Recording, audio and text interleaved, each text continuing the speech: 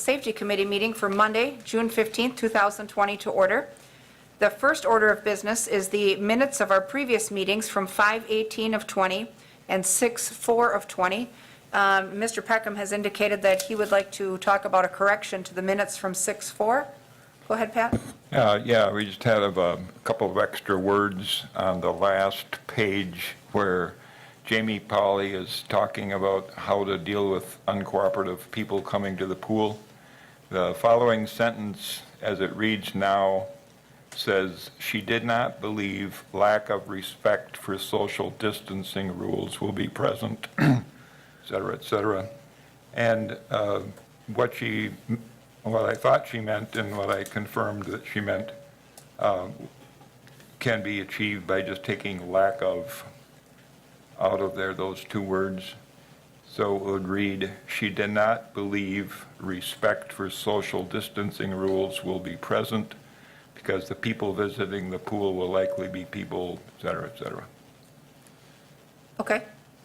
So just those two words. So is your motion then to, okay, so in context, she was expressing that she thought that there may be an issue with distancing because the people that she expected to be attending were Yes, her less statement concerned about was the that virus. the people visiting the pool will likely be people who are not as concerned about the virus Okay. and maybe more likely to not want to follow social distancing rules.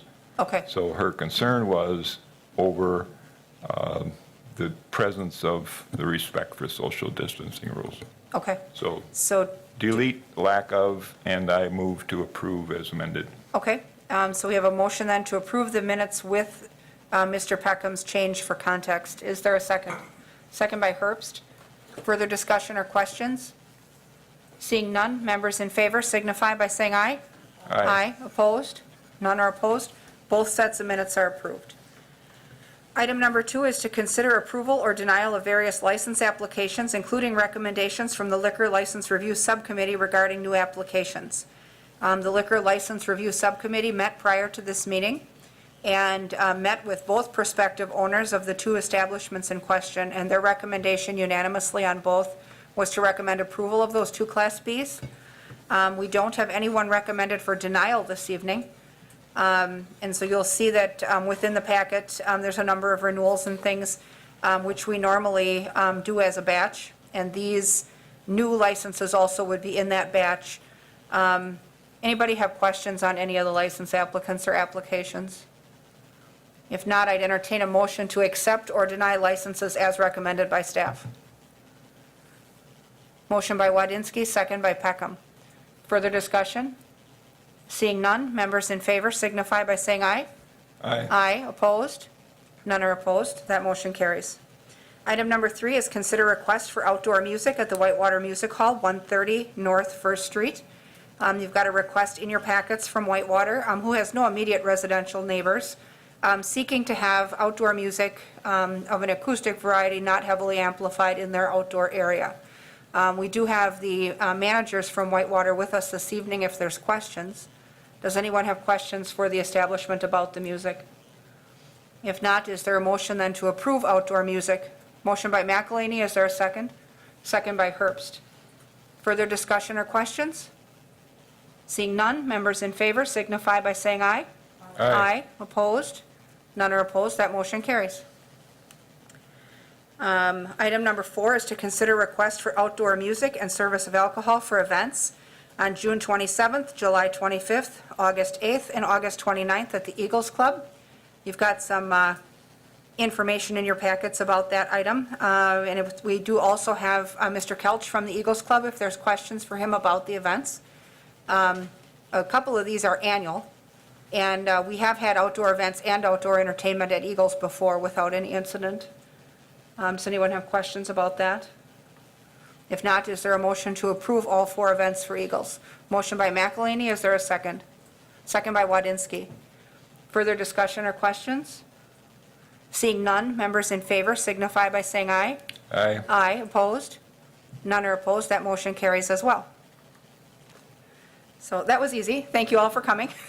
You're welcome to stay if you want.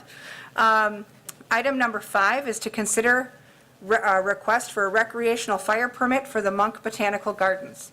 And you've got a report in your packets from Dave DeSantis, the fire marshal, requesting that, or recommending that we could approve a recreational fire permit for the Monk Garden. It looks like it would be occasional use only. He has been to the establishment. We do consider him case by case for businesses. Does anyone have questions on that? Do we have anybody with us this evening from Monk Garden? We do not. The only thing I would say for the record is that, and I hope that we will communicate to Monk Garden when they pick up the permit, is that they do have a couple neighbors that are very, very, very sensitive to recreational fire smoke to their east. And so if they can tell that it's a particularly smoky and windy evening and that stuff is traveling to the east, it would behoove them to be a good neighbor and get that under control, because they will have calls. No question about that. We've got a couple neighbors just east of them down Campus Drive that have some very serious concerns about recreational fire, and one has a breathing issue. So with the Monk Garden being in my district, that's the only advice I can give them. But we have no history with them using or misusing a fire permit, so there's no reason not to try. Do we have a motion to approve the recreational fire pit? Motion by Herbst. Do we have a second? Second by Peckham. Further discussion or questions? Seeing none, members in favor signify by saying aye. Aye. Aye. Opposed? None are opposed. That motion carries. Item number 6 is discussion and possible action regarding a formal letter of concern for Rock's Place at 810 South 3rd Avenue. Tim Naraki. Do we have Mr. Naraki with us this evening? Yes.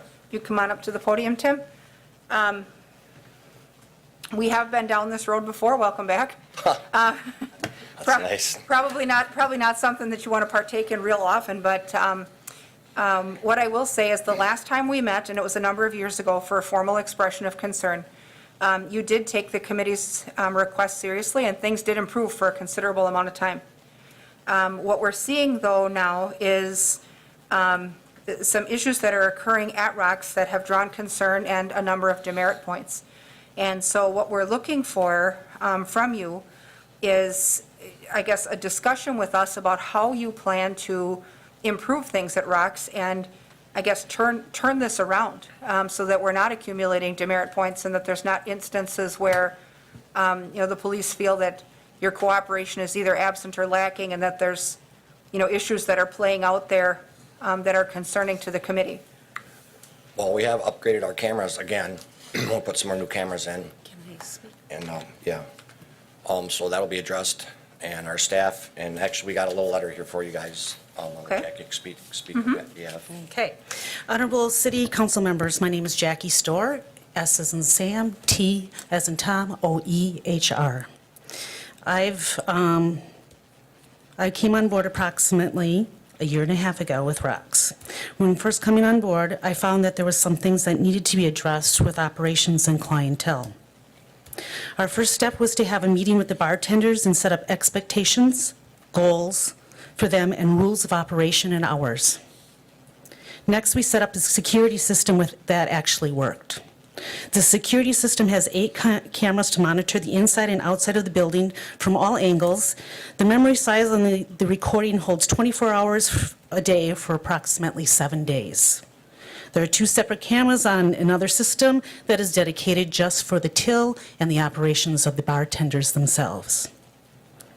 We have security on weekends that are responsible for checking IDs, and they've also been given metal detecting wands so that they can wand people as they walk into the establishment.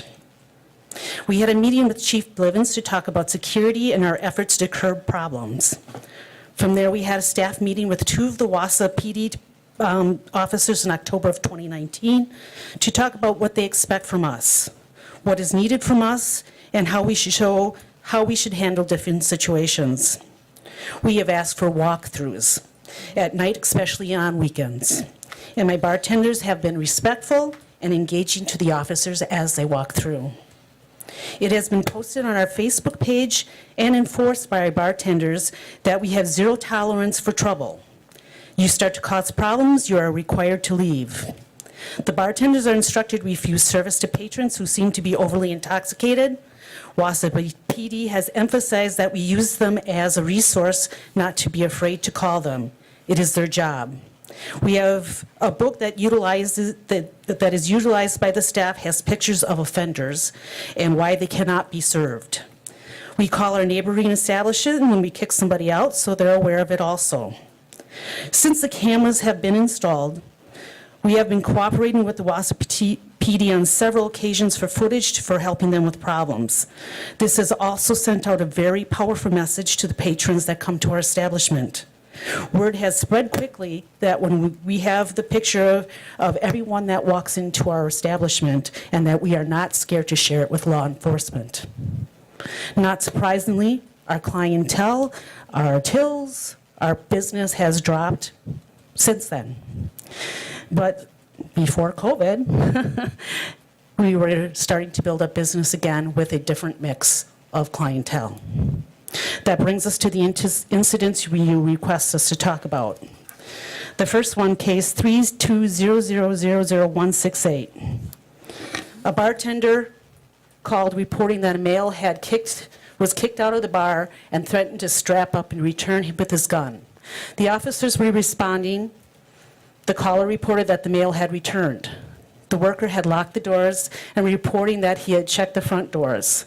The officers arrived, located the male, and after had returned to his vehicle and was starting to leave. The male was arrested for OWI, open intoxicants, disorderly conduct, and a probation violation. In this case, I feel our staff did exactly as they were supposed to do. A patron came in, started to cause some trouble, and was kicked out. We cannot control his reactions. Our main goal was not to serve him and to remove the problem before it started. His reaction was taken seriously, and we utilized the Wausau PD as instructed. Bartenders kept the rest of the patrons safe. There is no way that we can read the minds of an individual when they walk in.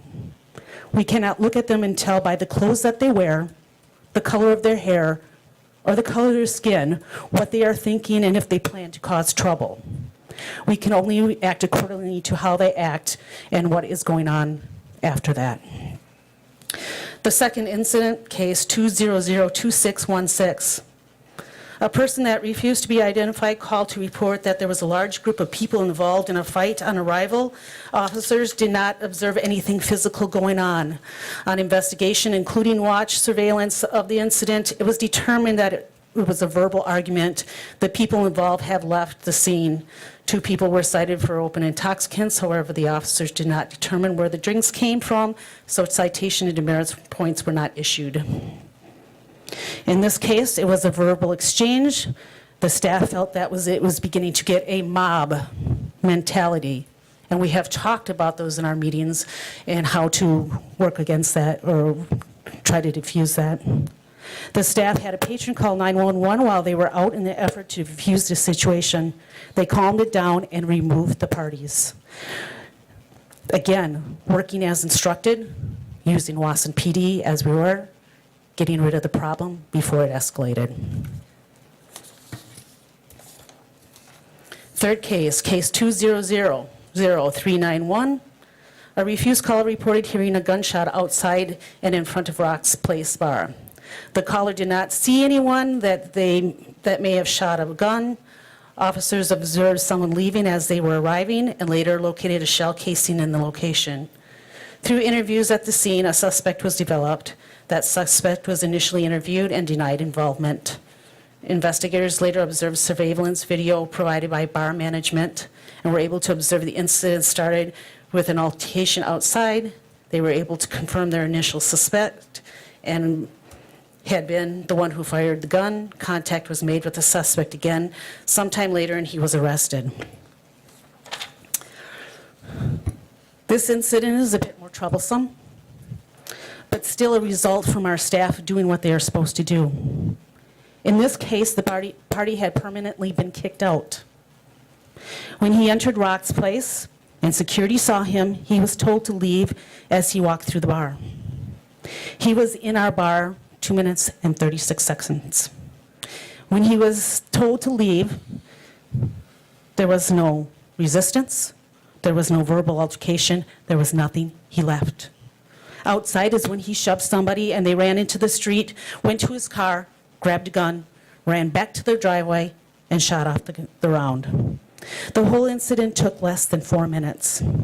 Several calls were made to 911 by different people, but ultimately, the staff kicked him out, as they're supposed to do, cooperated with police, showed him his his profile on Facebook. I worked with them to get the footage that they needed from the time that they pulled up to the time that they left, which ultimately led to his arrest. But what we could not do was know that he had a gun in the car, that he had started a fight at another establishment across town that brought him over to us. We could not read his mind and not know of his intentions. So where do we go from here? First of all, we continue to be proactive with our having security. We continue to work with law enforcement and be proactive with our equipment. We will, down the line, add more cameras. I'm looking for another set of 8, so we have a total of 16. We have painted the inside of the bar a lighter color. Lighter colors, lighter moods, happier people. So we're looking at aesthetic things to try to keep people calm.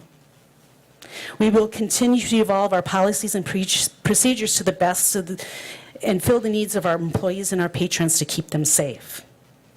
And lastly, training. I work for the American Red Cross. Sorry. And in January, I had the privilege to go out to a training on workplace violence. And when you talk about workplace violence, it's not exactly what you guys are thinking when you're thinking workplace violence. For us, working out in disaster zones and war zones, workplace violence has a little bit of meaning, different meaning. And in our training, we talked about de-escalation and escape. While going through this training, I realized that this was something that would be able to bring back to my employees because, man, they could use it just as much as I could working in a war zone. So the presenter of that actual day, Tom Patry, he's considered one of America's most foremost personal safety trainers. He's the one who did the training, and I had a session with him to talk about what it would take to bring a training like that to Wausau. And we started talking about prices and how this could work and how many people that we would need to get to attend and all that kind of stuff. And then COVID hit. And all those things have stalled because we definitely are going to need a group bigger than 10 people.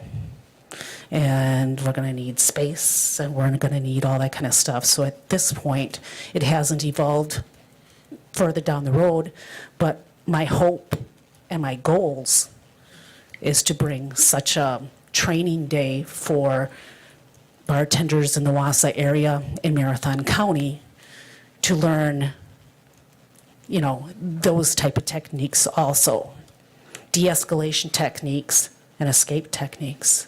Because what I found, it was very, very interesting to what body language does when you're talking to somebody and you have to kick them out.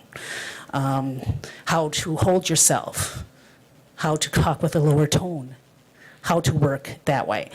So that is our goals. And like I said, with things working as they are now, I've also thought about maybe seeing if Wausau PD has somebody that is trained in that type of training that could do something at a smaller scale so that we wouldn't have large groups, because this is something I feel not only Rocks needs, but every establishment in Wausau would need. And that is what we're working for, and that is what our goals. But ultimately, like I said, we've been working really hard with Wausau PD to try to curb any type of problems that we have. Okay. Obviously, we're here because you've accumulated 100 demerit points, but we also recognize that in some of those situations, you've been proactive and utilized the police like we want you to. Failure to call is actually worth more points than calling. So we really want you to have that proactive relationship with them and foster a relationship of communication and cooperation so that when things happen, whether it's a walkthrough, whether it's a video, whatever it is, that, they can count on you to partner with them to hold people accountable that need to be held accountable. You certainly have a rough crowd periodically that stops in there. And, that said, I think a zero tolerance policy helps. I'm glad to see that you have one. There was one not too far south of you that didn't have such a thing, and, some of those patrons ended up basically taking the place over. So, no longer in business anymore because of it. And so I would say that, we certainly want you to have that proactive relationship. We want to see that points total come down. Rox has been at 100 before, and they've come down to 0 before. But things happen. Chief, did you want to weigh in? Yeah, thank you. I think it's important to recognize that I think you guys have done some good things. 2017, we had a shooting there, and since then, I think, you've taken some good steps. I do think that there's a ways to go yet. When I look through these cases from the last 12 months, there's a couple of things that stuck out at me, and I think obviously the weapons calls are a big concern. I think your establishment more than any other are the ones where we have large group fights. And I think that's something that we have to work on as well. I see, there's a couple of instances where you've had customers in the bar that are so intoxicated they're vomiting. You've had, there's one incident where the bartender was involved in a scuffle with somebody. One of your bouncers was cited. Right. And so before we get to that point, it's important to get us involved and call us. And you guys have done a better job about calling us, but I think it's important that you recognize that there are still things that need to be accomplished. When Lieutenant Felder met with you guys in August, he recommended, bouncers in the parking lot at each of your entry and exit points. And your parking lot is a significant concern, I think, because that's where the fights occur. That's where the round got fired off a few months ago. And so I think, what can you do? On the street. Okay, right outside your parking lot, right? So my point is, if you have a bouncer in the parking lot, I think that heads off a lot of these issues. If they're proactive and they're contacting us when these fights start to happen. Mm-hmm. So those are my observations. We did put another light up. The back of the parking lot was not lighted. It is now lighted. And there is temporary fencing put around so they can't run from place to place. So that we have also done to help stop the through traffic from other parts of the community running through backyards of other people. Thank you. Okay. Committee members, anyone have questions at all for the management at Rox? The only thing I will say is that the Class B beer and liquor license that you guys hold to run Rox is a privilege and not a right, and it's granted by the city of Wausau with the trust that you will utilize it properly, serve properly, and run the place so that people can come and be safe while they're there and that they can leave safely. When that isn't happening, that's when we get concerned. And I just said in the subcommittee an hour ago in the other room, we have approximately 70 license holders, and 98% of them get it right every day. And it is not fair for us to turn a blind eye when establishments don't. And so, we have, based on either management conduct, point totals, severity of calls, lack of improvement, we have in this committee shut down 4 local establishments in 12 years. And every single one of them needed it. And I don't want you guys to be one of them that needs it. And, we've met like this before, but we need to see that point total going down, and we need to see that the proactive steps that you are taking are working. And that's all we want, is we don't want people to be so overserved that they can't walk in and out of the place, and we don't want, them all to be brawling in the parking lot and that, half of them leave injured. We can't have that happen. So it does sound like you're trying to take some forward steps, but definitely continue to build that proactive relationship with the police department. Call them, sooner than later is always better, to be safe than sorry. Once something gets out of hand, it's way worse. But, that's just what we're looking for as a committee. And every year in July, when we renew these licenses, it's always our hope that all of our license holders will do it right. That's all we ask. So with that, we are not commencing a non-renewal or revocation hearing. We're not to that point. But, the committee at its disposal also has the right to suspend and revoke that license if things don't get better. So we need to see things get better. And, but it sounds like you're making a reasonable effort to get that to happen. And, I guess I would say just continue on that path and keep that zero tolerance vibe. I mean, even if it hurts on the bottom line on the cash end, if people feel like your place is unsafe, they won't come. The people you want to come won't come. So, I guess that's all I have. Do committee members, do you have anything else at all? Okay, if not, we should be good. Thank you for coming down. Thank you.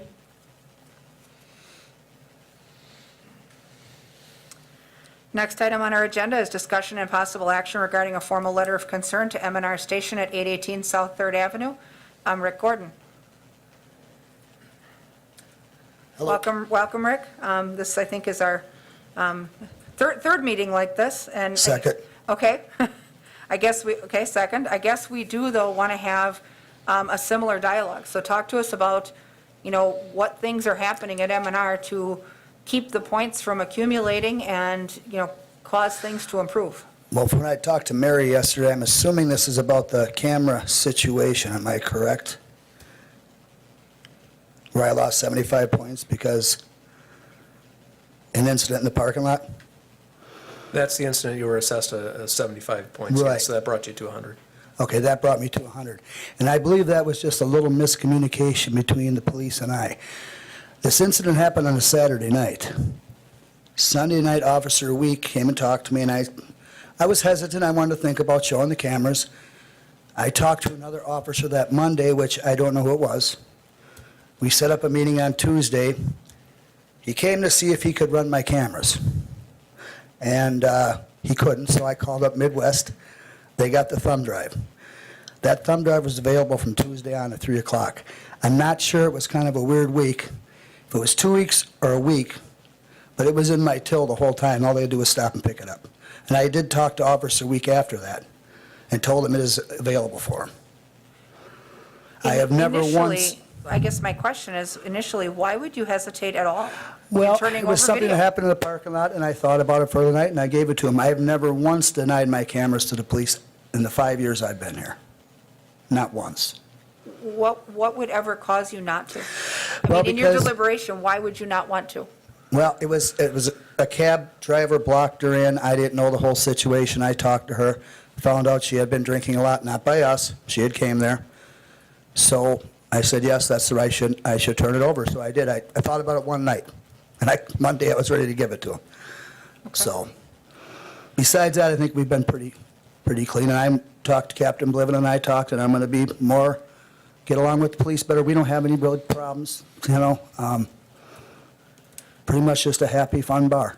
Well, and I think that's what we need to see, is we need to see the point total work its way back down, and we need to see that the perception of the place is that it's, fun and safe. It is, yeah. And I think that, cooperation with the police is key, and when something I got happens it. and somebody walks in and they're overserved, the answer isn't to just, claim that they came from your neighbor up the street, that, No, they don't. okay, they were overserved, whatever happened, but, it doesn't mean we continue to serve them. Right.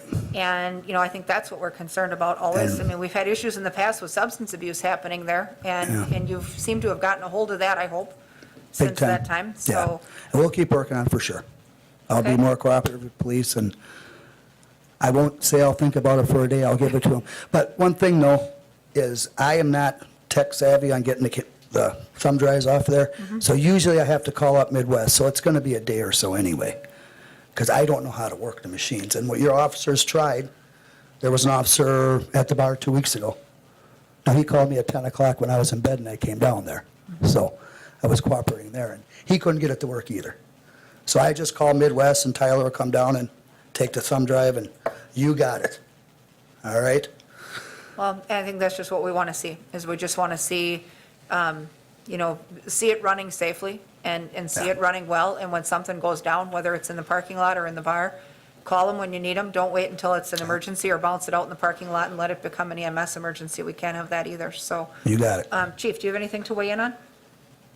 Just a couple of things, I think. I mean, let's be clear and honest about this, though. You know, we made many attempts to try to get that video from you. It was 10 days later Was it before you 10? brought It it down wasn't. to the police Well, I ran it department. So down, just but- to be clear on that issue.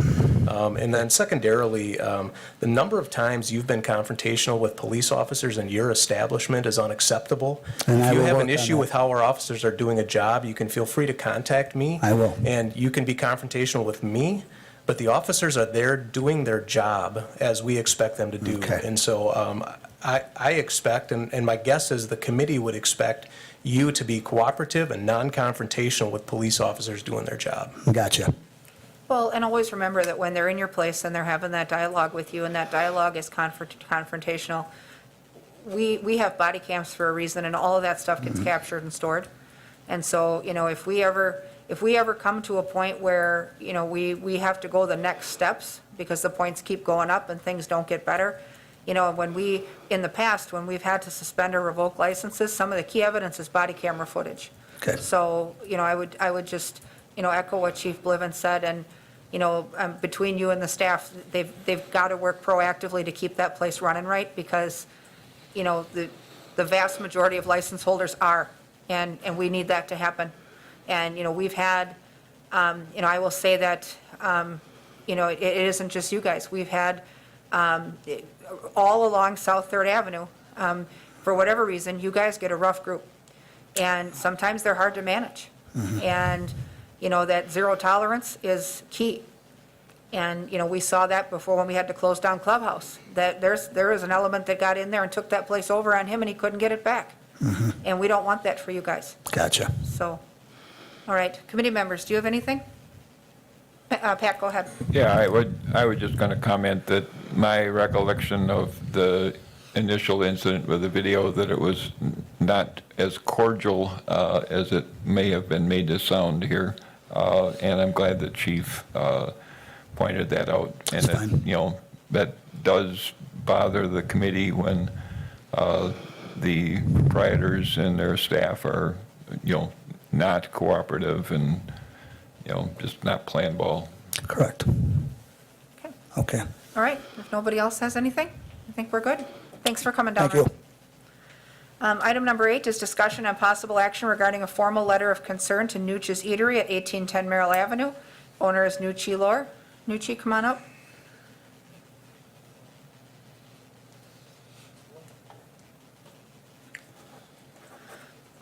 Welcome. Hello. This is your first visit to us for something like this, and, you know, what I would like to say is that when we approved your license originally for the site formerly known as Chapter 2, we were under the assumption that you would largely be a restaurant that happened to have a liquor license. With the event that drew the concern to bring you here today with the demerit points, it almost sounds like a dance club that happens to sell food.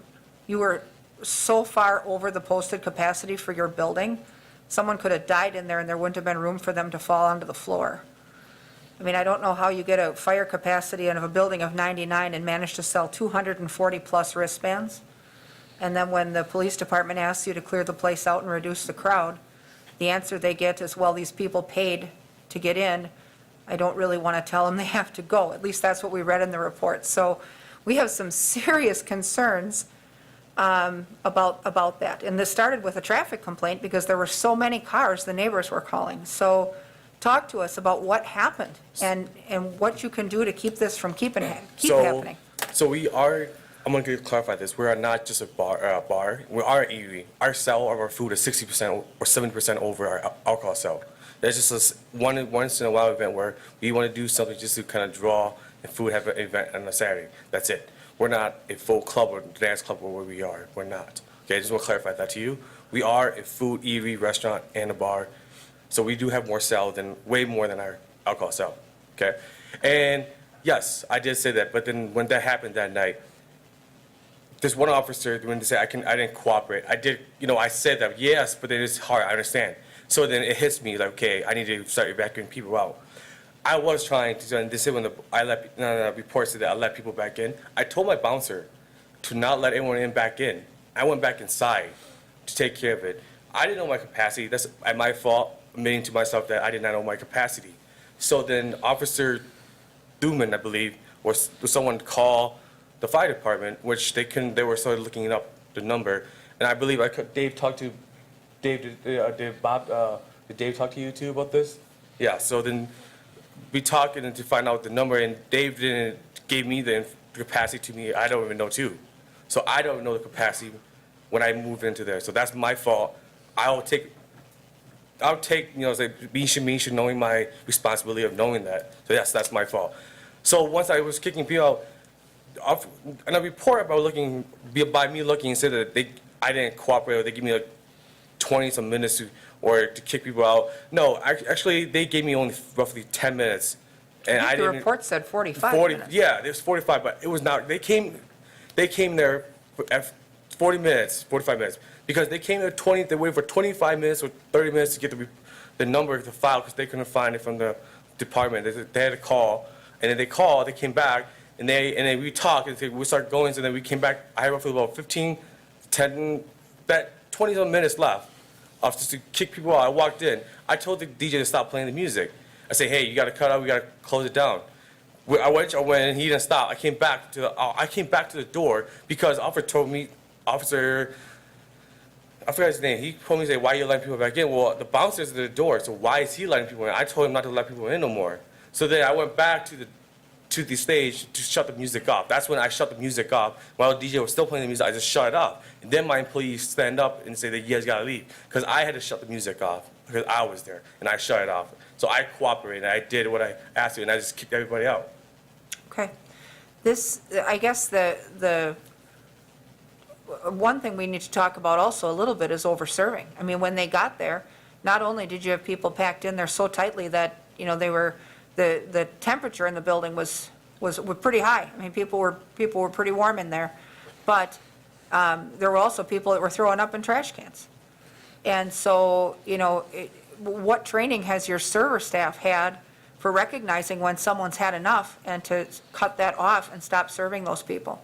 Correct. When like I started I was telling Chief too, I'm really good friends with Tyler with Malarkeys, and I asked him help. Like I asked him, hey, I'm new to this game. Teach me. And I learned my mistakes, and I asked him, and he tells me, hey, this is the way to go. This is how you guys train your staff, and this is how you should train your staff to serve. And Tyler tells me a lot of stuff, and he helps me a lot, and that's how I'm learning. I'm in the whole new ball game learning too, and I'm willing to learn and to take my step to learn. And I certainly can respect that. I think, though, that the expectation is that when the police are called to your establishment for anything, whether it's parking, overcrowding, noise, over-serving, fight, whatever it is, that needs to have immediate cooperation and attention. It can't take, first, even if the capacity of the place is 99, 240 or 250 is so far over 99 that as soon as the officers walked in your place, without even knowing the capacity of the building, it was glaringly obvious that it was too tight and too full. If that place had caught on fire, you couldn't have gotten everyone out of there. There's just no way. And it should never be that full. I mean, there's some element of common sense has to apply, even if they have to call to find out what your posted capacity is.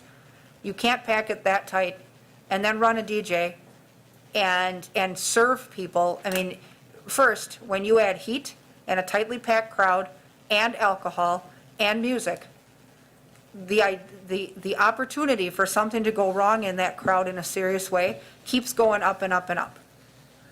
And people, when they're overserved, music's playing, packed in tight, temperature's up, all it takes is for somebody to look at somebody wrong and you've got to fight. And we've had that in other establishments. That's the kind of stuff that we can't have building up. And, when you put an event out there and you advertise it on Facebook, you're going to have a ton of interest, there's no question, because people love your place. But you have to control what that response is. If they're coming from far and wide and you've got cars parked throughout the neighborhood and no more room for anybody, at some point you have to stop taking people. And, I guess that's the concern I have was we don't want someone to get hurt in there. And, we also don't think that you're trying to run an unsafe establishment. I believe you're also learning. I think that an important learning tool for you would be a positive relationship with the police department. They can teach you a ton Yeah. about how to manage that stuff and how to control a crowd and how to recognize things in the crowd that are going to go south. Not to say that Tyler's not a good resource, he's got experience, and he's a fellow owner, but at the same time, utilize your community resources also. And, if your goal is to be an eatery that happens to serve alcohol or happens to serve music, that what happened in this particular instance that drew all the points just doesn't happen in a typical restaurant. It happens in a bar, it happens in a dance club, it happens when there's this party vibe and people just keep coming. And pretty soon you have so many people, you can't get control if you have to. That's, I guess, our concern. Chief, did you want to weigh in with anything? Just a couple of things. I would encourage you to have Lieutenant Felder come to your establishment and talk about some of these things that, that Chair Rasmussen has talked about. I think it'd be good for you to hear from him what his expectations are and how to run and manage some of the issues that you've experienced there. And then for the committee, I just wanted to identify that, when the license was first issued, there were a couple of warnings that were given for not posting the provisional license, which is relatively minor, and then being open after hours, you had a warning for that too, that we actually didn't assess demerit points for, so that there actually could be more demerit points on your record for that. And the other, when there was the fight there, and I think you were trying to break up the fight, but call us, get us there so that you don't have to be in the middle breaking up that fight, and make sure that you're watching the crowd. I stopped. I called and I stopped Yep. it. And that's the important piece about being proactive is to recognize exactly what she was saying. Recognize the signs of that a fight's going to occur and get us there, and be proactive and call us, and maybe head off that fight and head off the demerit points. I mean, what my mistake was, I called a cop. I called you guys. I shouldn't have walked out and tried to stop. I called. I tried to, hey, I call. I'm gonna make a stop, but then I called, made a stop, and that made it worse. And then also, like I said, now those people who were involved were all banned in my establishment. They're not allowed. They walk in. They're not allowed. Then I'm not serving to them at all. Good. They're not allowed to be served in my establishment at all. Period. No, they're not allowed to serve. That's good. Yeah, and now we'll decide, we learn this about our capacity on this building.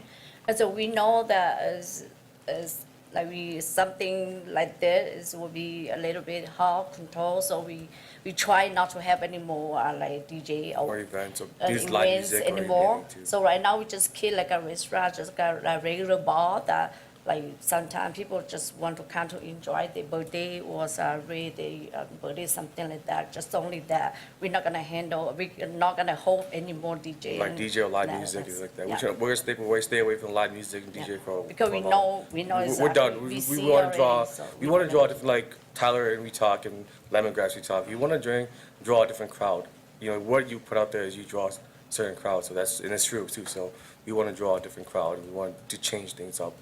Because this is our living. This is what we're trying to make our living. We're not trying to get something out there and whatever. So. Well, and that's what we want to see, my initial comment was that, this stuff never happened when you were this small little place on Fulton, but you got Yeah. this bigger place because you have this huge following. And a DJ always is a draw, and live music is always a draw. And, Right. if you don't have a venue that's large enough for the draw, that's when you can have a problem. So I'm glad to hear you say that Yeah. you're going to back away from that for a little bit. Sometimes you can have an acoustic something or other, like a couple people come and play, and it's not so bad. But if you put a DJ in there and put it out on Facebook, you're going to have, they descend on you like they did that day. And so, if your goal is to, operate as a restaurant that happens to also have a bar in it, you probably won't have these troubles ever again. But that was what we found really alarming, was just the capacity and, knowing that your place is growing in popularity on a continual basis. If it was that popular already, imagine what the crowd would be like if you kept having it. So that's was our concern. But committee members, anything else for Nucci? If not, I think we're good. We'll watch for improvement and watch for the demerit points to keep going down, and And good luck with everything. Thank you for coming Yep. down. Item number 9 is discussion and possible action regarding a formal letter of concern to Hutch's Stumble Inn at 4411 Stewart Avenue. Steve Hutchison? Yep. Welcome. I guess, talk to us a little bit about the issue that, or that brought you here. And, part of it was that it seems like at times there's been a failure to close on time. Well, And, I believe we were actually closed, but the bartender let people stay there and play pool while he was closing down completely. And he should have never done that. And of course, there was an issue with the one patron. Hit his girlfriend outside. She ran in and then he tried to run into our building to get her. And the gentleman has done this like 3 years ago too. I've known his father for 40 years. He used to work for the sheriff's department. Came and apologized. It's still my bartender's fault for letting him even stay in there. So I do apologize to you guys. And I told him from now on, I'd rather have you close down an hour early than even get close to that. Plus, I put more cameras in where I can watch them on my phone from home, so I can see each part of the bar. So that way, if I see something happening, I can call, which I've done several times. I've called just to make sure they're either closed, make sure they're not hiding somewhere. So, but yeah, I did talk to all the bartenders and that, and I'd rather have them close early. Most of the time, we're closed by noon. On the weekends, we don't even open till 1 now. On weeknights, it's usually 10 to midnight we're closed, so.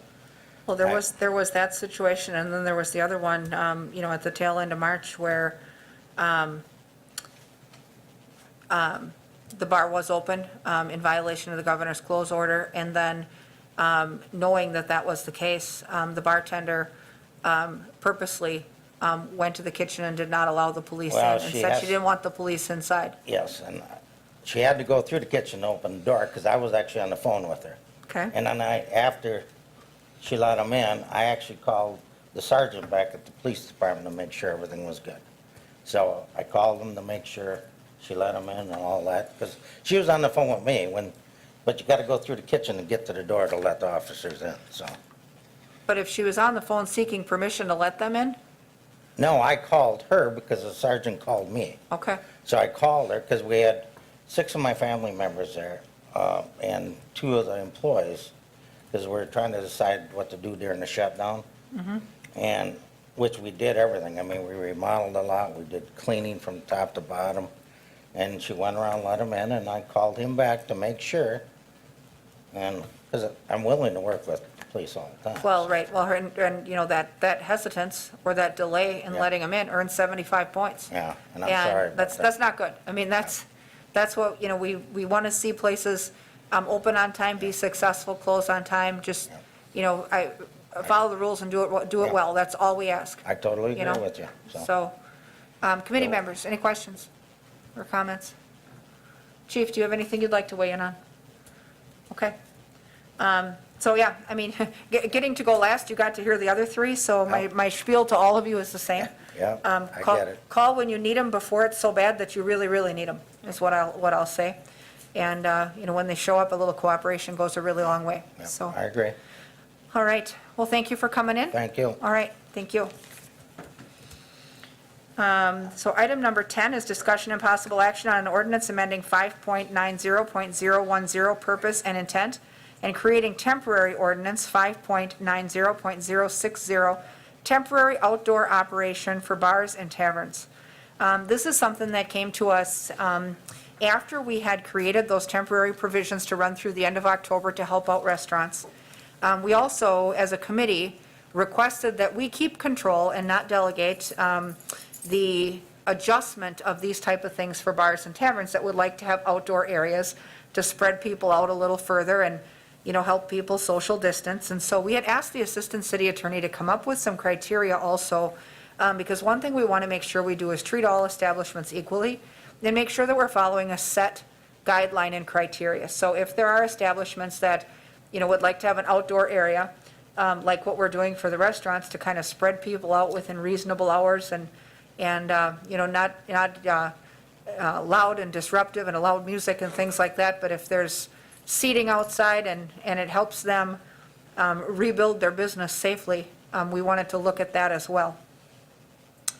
And so in your packets, you have that criteria, and let me pull it up here. So, and you've got a memo from Tara where she runs through the points. Obviously, this is all temporary.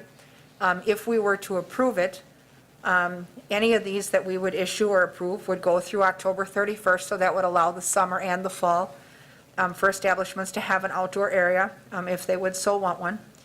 And so the provisions or the criteria that she wants us to consider, or that we asked to consider, first, we would look at the number of demerit points that an applicant is permitted to have in order to qualify for temporary outdoor seating. The recommendation, I believe, was 25.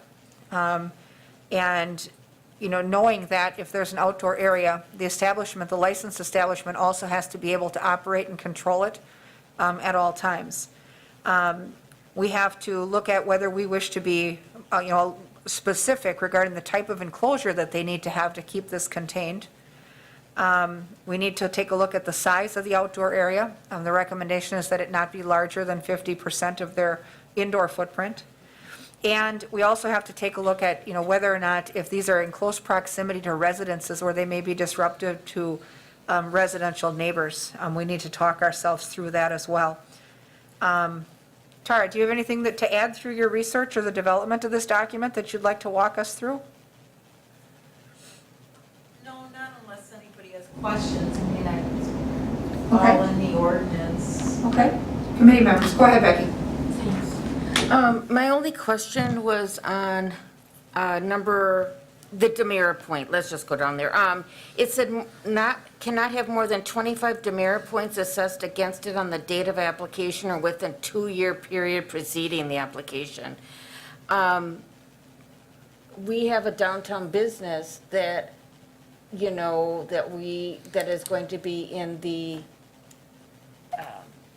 restaurant, downtown seating, that had 25 points within the last 2 years, over 25 points. So, you know, are we going to make a differential? That's something we have to talk through, is how much of a look back do we want? Or do we want to look at the point system operates on a 12-month Right. rotating calendar? So given that this is a temporary situation between now and Halloween, you know, do we want that 2-year look back? Or do we want to look at the, you know, this really is a point in time. Do we want to look at this in a point of time context where we would say, how many points are there right now? Are there 25? Are there 50? You know, are there more? Are there none? And weigh that into our decision-making. If this was to be a permanent situation where we would be allowing it on an ongoing basis for more than just a few months, I feel like I would want a longer look back to know what the history has been. But, you know, do we want to take a more point-in-time view, I guess, of the demerits, like Becky said? I just want to be even-handed. Right, me too. That's the only thing. I mean, we can't pick and choose. I mean, there are people already complaining about picking and choosing. So I just think that just struck me as that's too far back, because we have other establishments that, you know, had a blip. And, you Right. know, and that's what it was a blip, and I don't want them to be, you know, hurt by a blip. And I think, to be fair, we can't do it to others as well. Right, true. Go ahead, Dawn. I just feel that this is something we are trying out for the first time, and I'd like to see everybody start out with a clean slate. Okay. And so, no demerit points, or everyone start out regardless of demerit points? I think I'd like to see everybody start out without any demerit points. So the ones that have them, we would not take that into account? Some have them already, I guess is what I'm saying. Well, then I guess we're going to have to talk about more about that. Yeah, so that's, you know, if an establishment already has an accumulation of points, would we then also approve an outdoor area, is what we're looking at? How do you pick and choose, like Becky said? How do you do that? How do you say to one, yes, you may open, no, you can't? If we were to take a look at it from a point-in-time standpoint, you get a chart of who's got what. And if we were to use 25 as our benchmark, any establishment in excess of 25 points isn't even eligible for an outdoor area. Anyone that has less is. And, that's how you would split the pack right off the bat, is that if they're in excess of the points at the time of application, that would limit. Tara, come on up.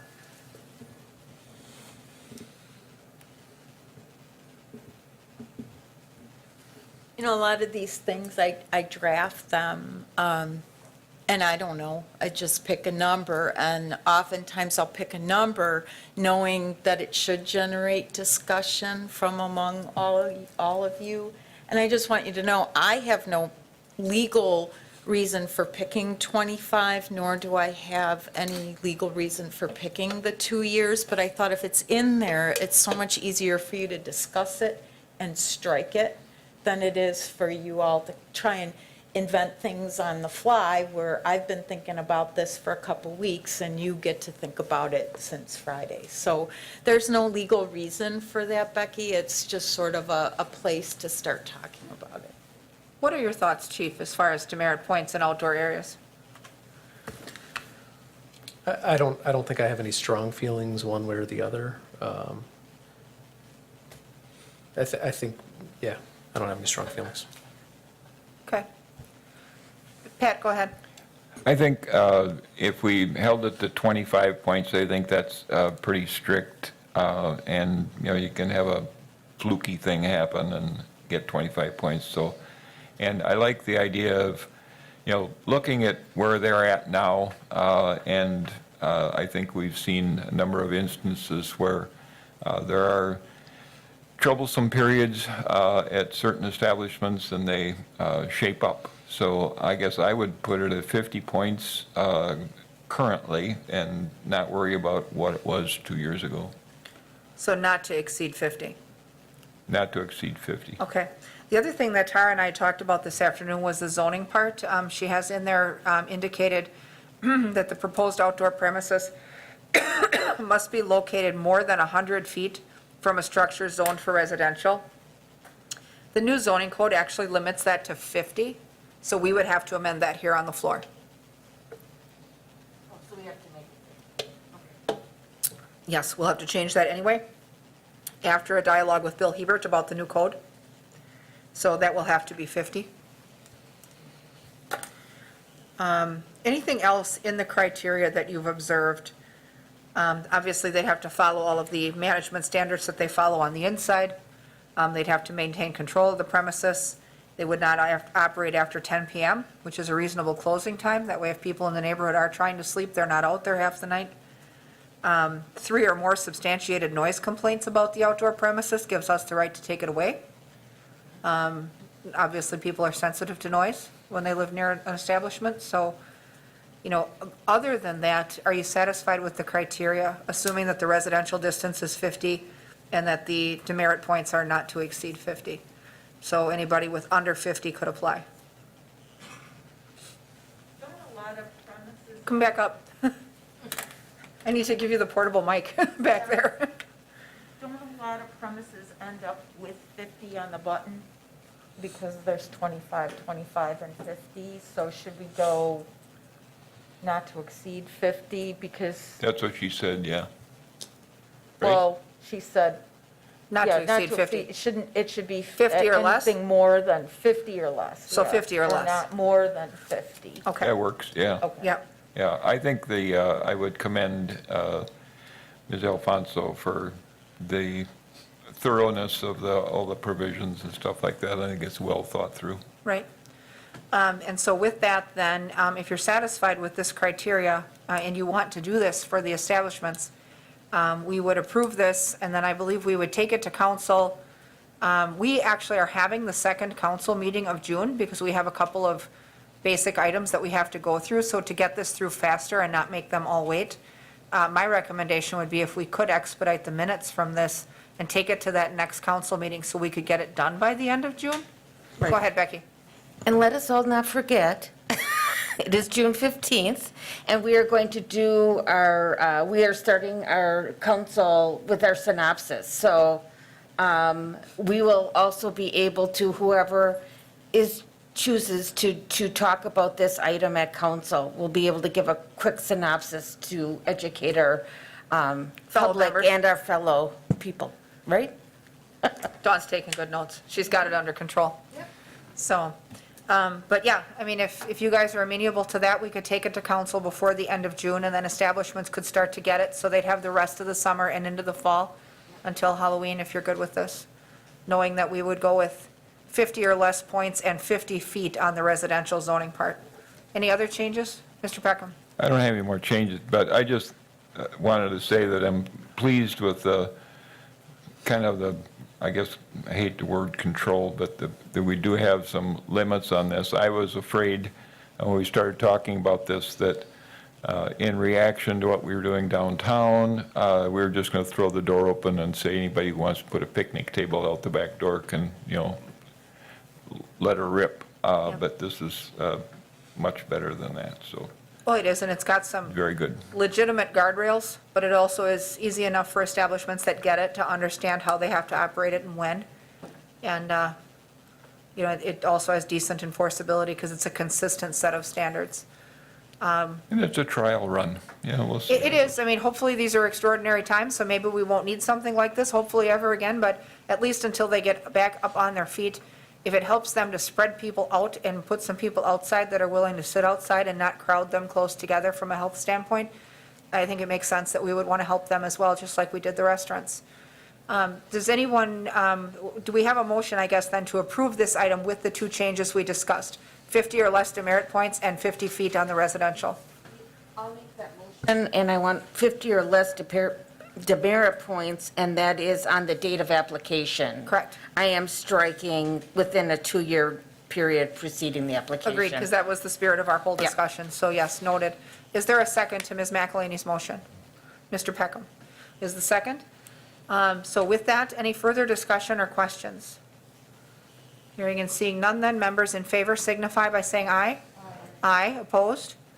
None are opposed, that motion carries, and we'll have a little synopsis for council, and it'll be nice to get this through to them 3 weeks earlier than we planned, if we can get it to that. We weren't going to have that last meeting of June, but since we are, taking this a little earlier certainly makes sense. Get it rolled out quicker. Summer is a short and fleeting season. Okay, with that then, we also have item 11 is the operations report from the fire department for May of 2020. And we have Assistant Chief Bartek with us. Anything notable on the report that you want to talk about? We are picking back up in our call volume from the dip that we saw in March and April due to the COVID-19. We were at a little over 400 calls, so we're getting closer back to our normal levels of that. We had a couple of unusual ones. Alderperson Peckham asked to challenge me with a question earlier. What a water vehicle fire was. That is a boat fire. Gentleman caught his boat on his driveway on fire and almost his truck and almost his house, but Oh, geez. thank you for a timely response. That was quickly extinguished. We also had a rail car fire that we worked cooperatively with CN on, and it all went well also. So nothing too big of note. Any questions for me? No, I don't think, committee members, any questions? I just was wondering if you could fill us in a little bit about how it's going with the precautionary measures you have to take on your EMT calls now and stuff like that. How is that working out? And Sure, I can speak to that. We just actually last week went to the point where we're not asking our paramedics to reuse N95 masks on calls. So that's a good thing for us right now. It's not that we have an excess of the PPE right now, but we are staying just ahead of it, and we feel like the resources for us to get incoming PPE is there. I ran numbers for that grant that we wrote. We're averaging about 12% of our total call volume where we have to have paramedics fully outfitted in the gown, the face shield, the N95 mask, booties, the whole deal. And so it's not every call, but on every call that they do go out, they are wearing at least a surgical mask. And so there is that level of protection. We're looking at purchasing a product for our firefighters and paramedics where it's a washable, very reliable mask that they would be issued. And once they see a patient, then they can wash it. If they see a patient that has potential exposure, they can wash it rather than having to toss and reuse surgical masks, which aren't as reliable. So things are going well. I think that right now we see kind of a pause and public's viewpoint towards the COVID-19. We've been, as paramedics, I've been a paramedic for 27 years. I've came up through the AIDS crisis, and I've had exposures to encephalitis, meningitis, TB patients, you name it. And so we're used to dealing with this. It's nothing terribly unusual for us. Obviously, our heightened awareness. I'd say things are going very well. We aren't seeing a large number of transports of COVID-positive patients. The community understands how to connect with the tests. Tests are high. I just looked at the numbers. We've got 84 positive in Marathon County and still climbing. So we don't want to create a climate where everything's okay again. But things are going very well operationally for us. So, excuse me, but, so if you've got a 80-year-old patient, Yep. maybe you're going to suit up, and if you've got a 30-year-old patient, you're not?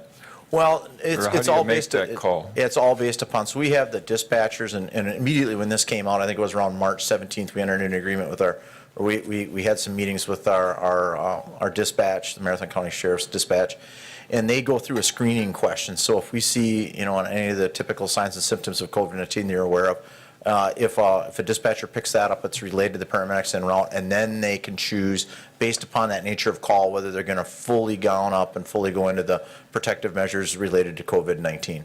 The average, so we go to a trauma call, our number one reason for dispatch is falls, and we don't have a reason to say that, okay, every fall patient has fallen because they have some, sideline condition of COVID-19. It's more likely that they have a fall, and they don't require that level of protection. And we don't have the availability of PPE to put all of our paramedics, 2 paramedics on every call in full PPE. And it would hinder their normal operations. So it's only those patients that hit certain criteria, the ones you're familiar with, fever, cough, other things like that, shortness of breath, that we have those medics fully down up. And then we'll reserve the engine company on the exterior. Those extra hands that we sometimes bring to those higher acuity calls, they'll stay in the exterior of the building until the paramedics say, yeah, we really need you in here, and then they'll go into the fully gone gear, unless the paramedics have judged that it isn't a COVID-related type incident. So it's a balancing act on every call. Our guys have really gotten well at making good discretionary decisions on all of it, and protecting themselves and protecting the patients that they're serving at the same time. How about testing for staff? Are you doing that, or are you holding off? That's been a tough one. So we've had the tests that have come through the community. We enacted every day that an employee comes to work, they have to take their temperature, and they have to note on a form if there are signs of symptomatics, anything like that. So we're monitoring our staff in that way. We had tried to connect with some antibody tests. We actually, early in March, tried to get ahead of the rush and ordering some antibody tests, and ordered enough where we could test every member of the staff. And unfortunately, those antibody tests were very quickly proven to be unreliable, and we've canceled that very expensive order of those antibody tests. That's really where we'd like to go when we do have an antibody test available, is to test a baseline staff if they've had it in the past. We do not allow patient or any employee to come to work if they're symptomatic, and encourage them to seek out a test. And we've been available to get tests through the ED and through the county all along as first responders. As of right now, we have not had, our staff has been completely healthy. We have not had anyone who has been suspected of COVID-19, so we're done well. So we aren't just like testing, because the issue with that is that test is a moment in time. And without a reason for someone to take a test, there's no really criteria that there's a background and why it's being done. And so the reason I say it's a moment in time is that once you have had that test taken, then when you get the process results the next day, you can say, okay, at this moment, so today at 5 o'clock, I was COVID free. But now it's everything that I've come in contact since, or then in the future, that is potential threats that could change it. And so it's gone well. We've been in close contact with the fire service. Is unbelievable at sharing information. We've been following the DHS, the state DHS, the county, and of course the CDC the whole way along. And we've done well in that, staving off any infections in our staff. So when somebody has felt they needed a test, you were able to get the test? Yeah, and we haven't had that yet. You're And doing so- wholesale testing. Yeah, and when you look at the numbers, say, when a paramedic comes in contact with a COVID patient, the times when that has happened, the paramedic has been in that absolute full PPE and then placed a mask on the patient. And the numbers, the data shows that the possible infection of the paramedic is so low that we don't test unless they show symptoms. So we don't say, okay, you met a guy with COVID-19 and you were wearing your mask, your N95, your face shield, your gown, you properly disposed of all that afterwards. We don't push them to get a test unless they become symptomatic. Any additional questions? I have just one relevant to operation of the fire department, and it was in response to a story that I read recently in local media that says that it appears that fractures may be surfacing in the relationship between Safer and Rib Mountain and Weston. That said, in the interest of shared services, can you keep your finger on the pulse and see if there is any opportunity to entertain at least some high-level discussions about shared services if Weston pulls the plug on Safer and leaves Rib Mountain out in the cold? Is there any room for talks of that nature as far as pooling resources and economies of scale if that is truly happening? You know what, I think that in my tenure in the department, it postdates the discussions they had, I believe, 2012, 2013 regarding a metro. I think that obviously we're always open to discussing, we work with, the Village of Maine and the townships that we cover for providing EMS. Weston is not a direct tie to us. Obviously, we've got other communities that are in between us and Weston.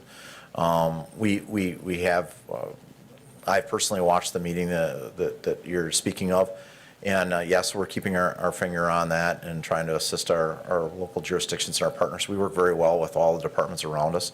Right. And we've got a great relationship with them, and so, yeah, I think that if discussions come about, obviously, we'd be open to any of those as they come about. It wasn't my take after watching that meeting that the Weston board was interested in chatting with us about. I don't know that they're necessarily interested in chatting with us, but if they're interested in pulling out of their arrangement with Safer and going it alone, that also means that Rib Mountain is probably going to be forced to go it alone because the two were partners. And that said, I guess if there was an opportunity for a higher level discussion with them versus Weston, who's historically not been necessarily interested in the sharing arrangement, that, if those opportunities open up, even in the providing of services to townships, that has proven to be a competitive business as well, even though it shouldn't be. It should be about life safety and proximity and response time. But, that said, if we could have an opportunity for discussions among our peers, if any of them are interested in sharing, knowing that most of them have historically been served by volunteer services, which are way, way less expensive. But, I would be biased if I said I didn't believe there was a sheer quality difference between what we provide and what a volunteer service does. So if there's interest and opportunity, I think that, I'd love to have those conversations going forward. And I'm sure, as we would be in the department, we would welcome to have the conversations. Where the end result would be, I can't even imagine what that might look like. But yeah, there is in my mind, a big quality difference between a full-time paid department within minutes of your door compared to a volunteer department. I'm not at all downplaying volunteer departments. They have a great role. That's my background, and my father's still a volunteer firefighter. But, in my office on Friday, I had the daughter of a patient that last week, Tuesday, her mother started having some shortness of breath, chest pain, collapse. Staff at the place where she worked called 911. 2 minutes later, there was paramedics, Wausau paramedics at her side that initiated CPR, advanced cardiac life support, and was able to resuscitate the woman. She was extubated on Thursday, and she's being discharged from the hospital tomorrow. And that is the difference between what we do and maybe what others in more rural areas do. It's the privilege of being in an urban setting where you have those capacities, having the kind of staff that we have just minutes from your door. So. Well, and that was, I guess, really what caught my attention was, not so much the idea of sharing with Weston, because that has been a non-starter historically, but knowing that we've got Josh Finke working at Rib Mountain. He worked for us. We've got a great relationship. We know how he runs his ship. If there's interest in having those discussions, they're- That's something that a lot of us have been interested in for a really long time, but there's no easy way to get it off the ground because public safety are the largest and most expensive services we run. And sometimes there's roadblocks with the funding of that in smaller communities. But Mayor, come on up. So this is something near and dear to my heart. I'm wondering, I heard that such a report maybe existed at some point to talk about services, sharing them. So I don't know if that's PFC or if that's somewhere, if anyone knows of such a thing. Otherwise, I can nose around as well, but I would love it to have that as a discussion point, either for this or for the, where it makes sense, so. Okay. Mayor, I'll happy go through the fire department files for you and see what I can find, and I'll forward that to you as soon as I can, It so. was just an operational question, and I thought Yeah. if there was an opportunity to collaborate with our peers that, you know, if one relationship is ending, it doesn't mean that another one can't begin, so. All right, with that, does anyone else have questions for Deputy Chief Bartek? If not, we'll place his report on file. Thank you. Item number 12 is tavern activities, compliance checks, and law enforcement activities. You've got the reports in front of you. Anything that you have questions on the report specifically for the chief on? Anything on the report that you wanted to outline, Chief, or highlight? Okay. If not, we'll place their report on file as well. That makes everything go quicker. 13 is communications. I have none. Does anyone else have any communication? If not, then I will entertain a motion to adjourn. So move. Motion by Peckham, is there a second? Second by Wadinsky. Members in favor signify by saying aye. Aye, opposed? None are opposed, we'll stand adjourned. Thanks, everyone.